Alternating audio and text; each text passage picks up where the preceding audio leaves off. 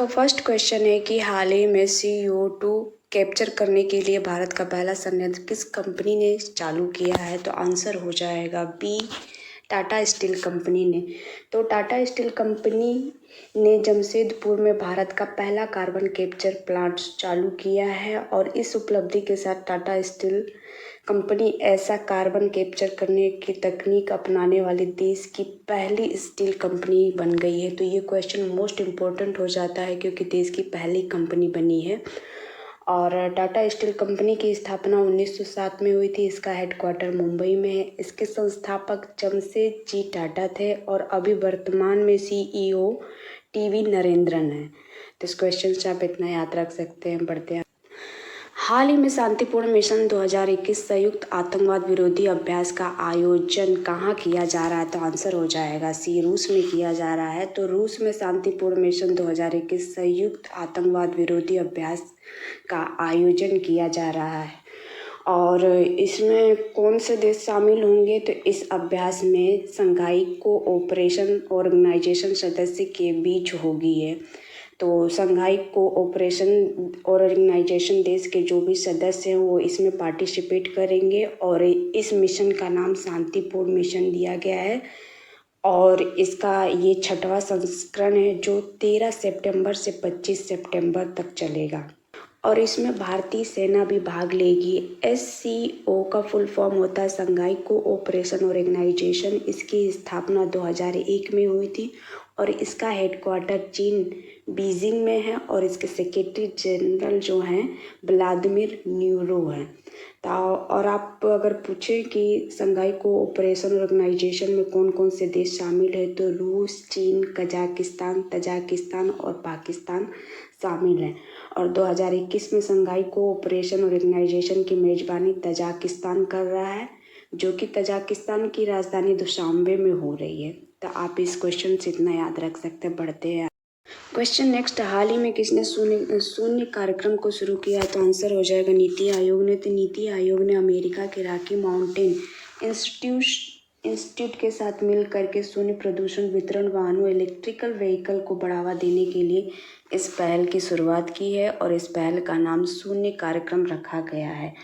लोगों के बीच में इलेक्ट्रिकल व्हीकल के स्वास्थ्य, पर्यावरण, आर्थिक संबंधी लाभों को जागरूकता फैलाने के लिए इस कार्यक्रम को शुरू किया गया है और इसे शुरू किसने किया। नीति आयोग। नीति का फुल फॉर्म क्या होता है। NITI, national institution of transforming India. इसकी स्थापना कब की गई थी। तो 1 जनवरी 2015 को PM नरेंद्र मोदी ने किए थे। इसके अध्यक्ष कौन होते हैं। तो भारत के प्रधानमंत्री होते हैं और वर्तमान में नरेंद्र मोदी इसके अध्यक्ष हैं। उपाध्यक्ष राजीव कुमार है और CEO जो है अमिताभ कांत है। तो इस क्वेश्चन से आप इतना याद रख सकते हैं। बढ़ते हैं आगे। क्वेश्चन नेक्स्ट, हाल ही में जारी टाइम मैगजीन की 100 सबसे प्रतिभाशाली लोगों की सूची में कितने भारतीयों को शामिल किया गया है। तो आंसर हो जाएगा यहाँ पे 3 भारतीयों को शामिल किया गया है। तो अभी टाइम मैगजीन ने 2021 के 100 सबसे प्रतिभाशाली सूची में 3 भारतीयों को शामिल किया है जिसमें प्रधानमंत्री मोदी हैं और पश्चिम बंगाल की मुख्यमंत्री ममता बनर्जी है और सीरम इंस्टीट्यूट ऑफ इंडिया के CEO आधार पूनावाला है। तो इन 3 लोगों को इसमें शामिल किया गया है। अभी हाल ही में द मॉर्निंग कंसल्ट के अनुसार दुनिया के सबसे लोकप्रिय नेता कौन बने थे। PM मोदी बने थे। 60% अप्रूवल रेटिंग के साथ उन्हें सबसे लोकप्रिय नेता बनाया गया था। तो इस क्वेश्चन का आंसर हो जाएगा 3। क्वेश्चन नेक्स्ट, हाल ही में हिंदी दिवस के अवसर पर प्रोजेक्ट उड़ान किसने शुरू किया है। तो आंसर हो जाएगा बी, IIT बॉम्बे ने शुरू किया है। और इस प्रोजेक्ट का मतलब क्या।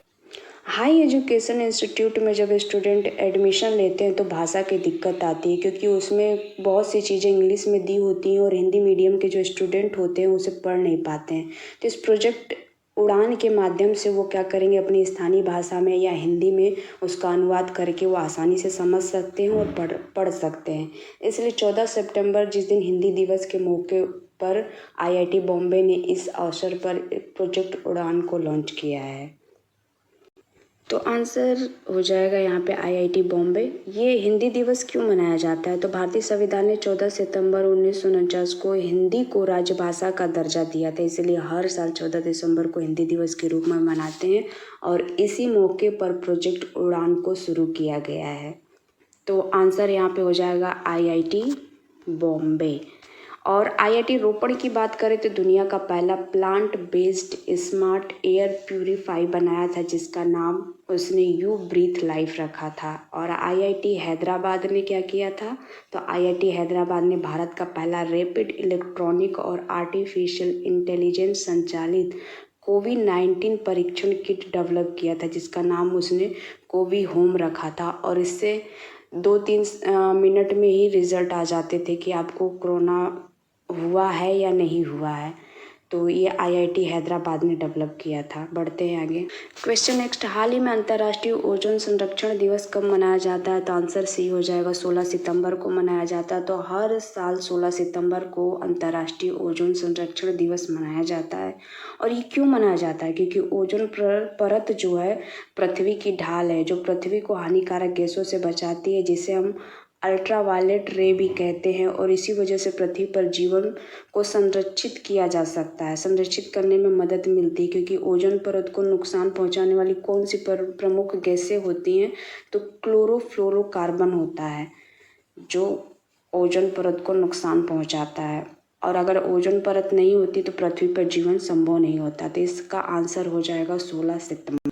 क्वेश्चन नेक्स्ट, हाल ही में किसने आई रास्ते परियोजना को शुरू किया है? तो आंसर हो जाएगा नितिन गडकरी।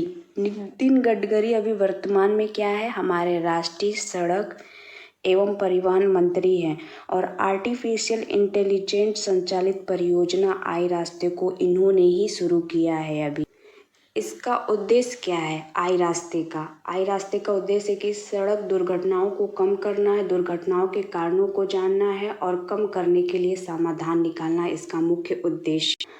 आई रास्ते का फुल फॉर्म क्या होता है? Intelligent solution for road safety through technology and engineering इसका फुल फॉर्म होता है। और फर्स्टली इसे कहाँ शुरू किया गया है? तो महाराष्ट्र के नागपुर में इसे अभी शुरू किया गया इस परियोजना को। तो इसका आंसर हो जाएगा first Nitin Gadkari. Question next, हाल ही में सभी घरों में ईवी चार्जर को अनिवार्य करने वाला पहला देश कौन सा बन गया है? ईवी का फुल फॉर्म होता है इलेक्ट्रिक व्हीकल। तो आंसर हो जाएगा यहाँ पे इंग्लैंड। इंग्लैंड ने सभी घरों में ईवी चार्जर को अनिवार्य करने वाला पहला देश बन गया है। तो ये क्वेश्चन मोस्ट इम्पोर्टेंट हो जाता है, क्योंकि जब भी पूछा जाता है कि पहला देश या पहला शहर कौन बना है तो वो क्वेश्चन मोस्ट इम्पोर्टेंट हो जाता है। तो अभी इंग्लैंड ने कहा है कि अब जो भी घर या नया ऑफिस बनाया जाएगा उसमें घर के बाहर electric vehicle smart charging point भी लगाना होगा। जो भी खर्चा आएगा वो सब सरकार देगी। इलेक्ट्रिकल व्हीकल को बढ़ावा देने के लिए ये सब किया जा रहा है, ताकि इलेक्ट्रिक व्हीकल पर्यावरण के अनुकूल है, क्योंकि इससे पर्यावरण को कोई भी नुकसान नहीं होता है। इसलिए बहुत सारे देश जो हैं इसको प्रमोट कर रहे हैं और आगे बढ़ा रहे हैं और इसे बढ़ावा दे रहे हैं। तो इसका आंसर हो जाएगा इंग्लैंड। बढ़ते हैं आगे। नेक्स्ट क्वेश्चन, हाल ही में किस राज्य ने सेल्फी विद टेम्पल अभियान शुरू किया है? तो आंसर हो जाएगा उत्तराखंड में। तो उत्तराखंड में सेल्फी विद टेम्पल अभियान शुरू किया गया। और इसे किसने शुरू किया है? तो आम आदमी पार्टी ने यूके में सेल्फी विद टेम्पल अभियान शुरू किया है। और क्या है कि उत्तराखंड में बहुत सारे मंदिर हैं, तो उसमें इस अभियान का मतलब ये है कि आप जिस मंदिर के पास रहते हैं वहाँ से अपनी सेल्फी ले करके आप सोशल मीडिया पे शेयर करें और उस मंदिर को अंतर्राष्ट्रीय और राष्ट्रीय स्तर पर उसमें अगर जो भी दिक्कतें होंगी, जो भी कमी होगी, उसे बनाया जाएगा और सही किया जाएगा। और इसका यही उद्देश्य है, ताकि उससे उसकी सही पहचान मिल सके कि यहाँ पर ये मंदिर है और उसकी पहचान बन सके। इसका यही उद्देश्य।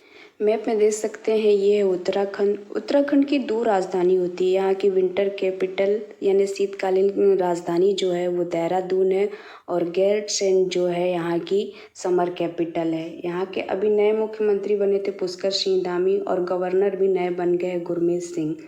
तो ये है उत्तराखंड।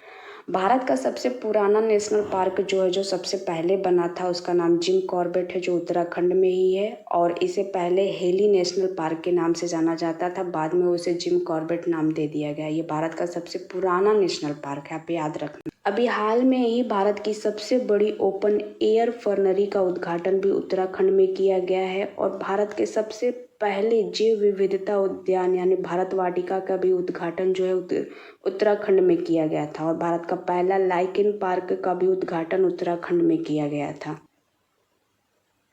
बढ़ते हैं आगे, नेक्स्ट क्वेश्चन नेक्स्ट। हाल ही में अंकटाड ने 2021 में भारत की विकास दर यानी ग्रोथ रेट कितने % रहने का अनुमान लगाया है? तो आंसर हो जाएगा 7.20% रहने का अनुमान लगाया है।